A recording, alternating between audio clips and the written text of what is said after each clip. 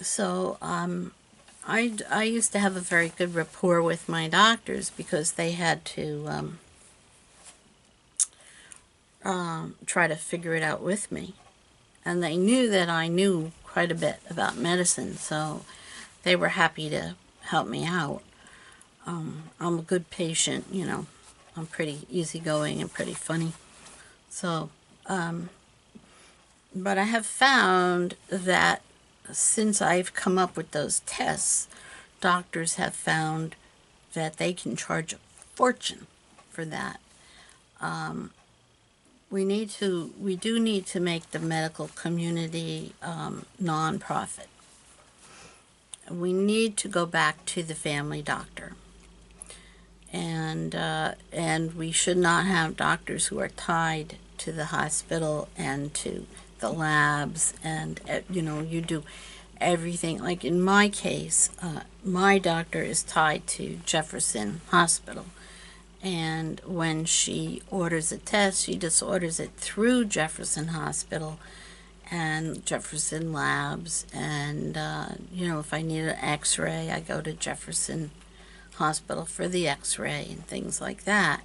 That way, the mooks in Jefferson who own Jefferson will sabotage my tests and make it look like I'm fine, and to the point that other doctors can see what they're doing to me and they don't like it, but there doesn't seem to be anything anybody can do about it. But what I have found is, like, I went to Swedish, which is a medical center in Seattle, that's owned by the satanic cult or the mooks, and they do a test which I thought up called a myelogram, but they don't do it the way I thought of it. I'm also the one in like, if you saw the movie Matrix, that camera that actually what it is a whole bank of cameras that you get into the middle of the person you're taking a picture of gets into the middle of the circle of cameras, and the cameras go off instead of a movie camera where there's several shots, and that's what it is, several shots right in a row, and that's what makes the movie and makes you be able to see the motion. But with this camera, you see the motion, but in kind of a 3D thing. So the myelogram is supposed to be that bunch of X-ray machines, and so that the doctor would have a 3D picture of your, whatever it is that they want to take the picture of. Well, in Swedish, they put the X-ray machine, and they have the machine move, which you can't have the machine move because it's going to blur. If you move if you move your camera when you're taking a picture, you just get a big old blur. So I told them that wouldn't work, but they didn't want to. They wanted to be able to charge for a test that was more sophisticated than what they had available, and that test, that myelogram, they can tell nothing from it. If you've had one, take a look at your test results. You can't see a blessed thing. It's just like a big blur, a big blobby blur. So they also, I think I had figured this out too, that you would need to put dye in the nerve that you are trying to film. So it hurts like hell. And I said, you should really probably put people out for it because it's going to hurt. Well, what they do in Swedish is they don't put you out. They don't give you pain pills. Before, they could give you, a couple of Percocets 20 minutes before, so that when you go in and you get a shot of dye, heavy dye, in your nerve that is already compromised from stress or whatever is giving you the pain, it hurts like torture. Also, the dye that they use, they could use a much lighter viscosity, less viscous dye, but they don't, because the dye that they use is the most painful dye that they can use and still get a picture. Once again, the picture is not even usable. And what Swedish will tell you is that in order that you are a candidate for back surgery, and all their back surgery patients have to have this test, because the doctors have to have something to go by before they take a knife to your back, which makes sense, but it's complete hogwash. It's just bullshit, because it doesn't, like I said, the picture isn't any good. But so the reason that they do this, and this will just make you sick, is so that it hurts so much that you'll want to have surgery. You'll be in so much pain, you'll be begging to die or have surgery. Like, those are your two choices, and you're going to choose surgery if you want to keep living. And so it guarantees that you'll have some kind of surgery, and the surgery that they will give you 9 times out of 10 is also a surgery that I came up with. What I came up with was to drill holes with a little bore, a little thing, in the side parts of your spine, to allow your spinal column a little bit more room. And so if your nerve was pressing inside your spinal column, it takes the pressure off. So that will work, I thought, about 80% of the time, if that is what your problem is. Now, they never did the work. They never tested it or anything. They took that claim that of 80% helping, and like in my case, it wouldn't help. It wouldn't help me. And the doctor still was obligated, because he worked for Swedish, he was obligated to tell me that he had that to offer for me. And I just said, I don't see how that would work for me, because the pressure on my nerve was not near where he would have had to drill the holes. And so it would in fact, he said, you're right, it would in fact make it worse. And I said, well, why do you offer it? If I didn't know as much as I know, I might believe you, because you're the doctor. And he said, because they would fire me if I don't. They make a lot of money. They can charge, they can charge it as though it's surgery. It's back surgery. They'll charge $20,000, and all it is to get that Black & Decker out and a little those things that you put on drills to drill a bigger hole. It goes around, and then you would take the bone out, and you would have a hole, so the drill is not solid piece, it's a round piece, and it's tiny, and evidently it does when it works. If the patient has a problem with their spine, the way in the area where that would work, it does work, evidently. I talked to somebody who had it done, and he said it worked fine, worked great. He felt better as soon as he woke up. So, see, so they're taking my ideas and they are bastardizing them for profit. And like in my case, it would have made it worse.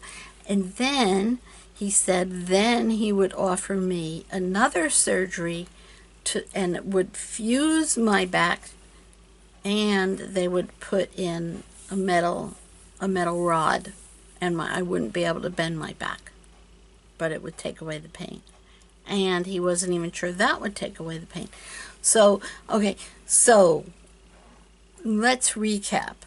They're going to give you, it's Swedish, they're going to give you a test if you have back pain, a test called a myelogram that is basically torture and done with a dye that will stay in your system and aggravate your nerve to the point that you will not feel better after even if you rest up for a month afterward, you may not feel better. So then they can offer you the first surgery, and that's a $20,000 surgery. And when that doesn't make you feel better, then they can go for the gold and get the $120,000 surgery, where you'll never be able to move correctly again, and will cause all kinds of other problems in your joints and your hips and your knees, because you can't move your back properly. So it's all driven by money. None of it is driven by good medical practice. None of it. It's really frightening. It's really frightening. So when you go to the doctor, then don't always go for the most expensive treatment, because you probably don't need it. And always ask if you can get an x-ray, because an x-ray, once again, is going to be under $100, and a myelogram was like $3,000 or $4,000 and doesn't do you any good. And an MRI, which they might insist on if you're going to have surgery, or they might give you a CAT scan. They're going to give you a test that is going to cost way more than what the test cost them. Once they've bought those machines, the actual test doesn't cost them anything, you know. It just costs it costs them something, but not in the thousands of dollars. That's just all a play. So what we need to do is get a single payer medical insurance, but we need to take the profit out of medicine. And another solution is to open up the medical schools so that each school has about 5 more doctors a year. A big part of the medical school, well, let me go into that on another thing. But my point is, to sum this up, is that you are going to be offered medical tests and medical procedures that you don't need, and you want to get at least one other opinion. And outside, what they'll do is, you want a second opinion, you got to go outside of that whole group. I think mine is called Providence Group, and they're based out of Wyoming or something, Nebraska. But I'm in Washington State, and the Swedish group is in Seattle in Washington State. So you have to find out who your doctor is affiliated with, and then you have to find someone outside of that group and ask around and try to find somebody who who has had that procedure and was real happy with it and was happy with the doctor. And the other thing is, you can go on Rate Your MD and look up doctors. People will go on there and warn you of a terrible doctor, or they'll go on there. I have done this, and give a pat out on the back for their doctor, and you'll have a real good idea. Also, they ask about the staff and other things that you can read about your doctor, and I found that to be a good resource. So go online and Google Rate Your Doctor, and there'll be 2 or 3 other sites that'll have ratings in your area, and that's a good thing. So we don't need all this medicine. We don't. No, I realize that you feel like a real clod if you don't take your kid to the emergency room, but if you don't, if it's something that's going to heal itself and doesn't need stitches,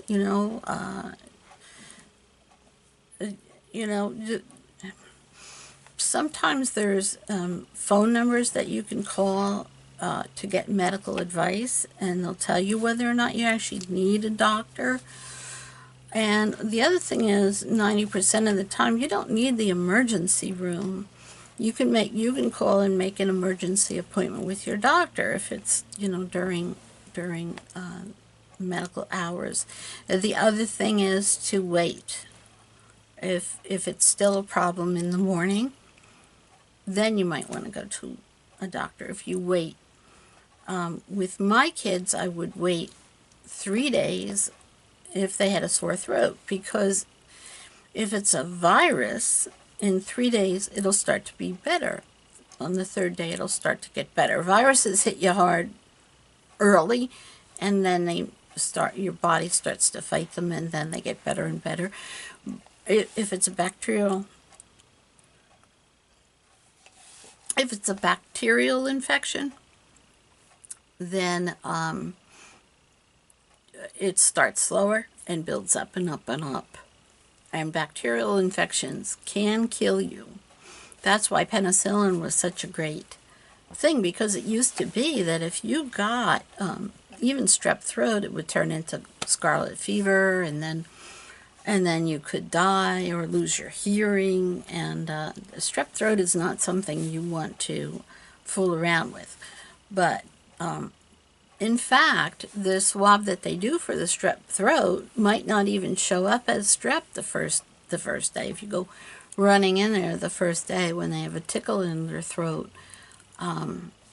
you might end up back there in another 3 days because it's gotten worse, and you're going to have it retested. If they have a fever with it, that's a good indication that it might be strep. So anyway, if you look in their throats and it's red, or it's that red patchy and white patches, the white patches are the infection.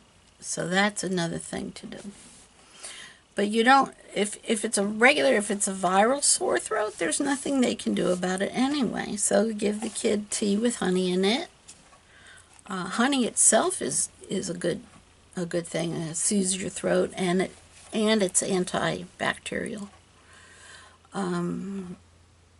So yeah, we're so dependent on doctors that we forget that our bodies have the ability to heal themselves. And I'm not saying don't go and get your broken, you had a broken bone and your bone is sticking out of your flesh. Well, you need a doctor. But 9 times out of 10, you probably don't need a doctor. Once again, we need to get the medical coverage, and we need to keep it for everyone, because we are the only developed nation without medical coverage for our people, our citizens. And that's wrong. That's embarrassing, and it's wrong. So cheer up. God bless. Peace.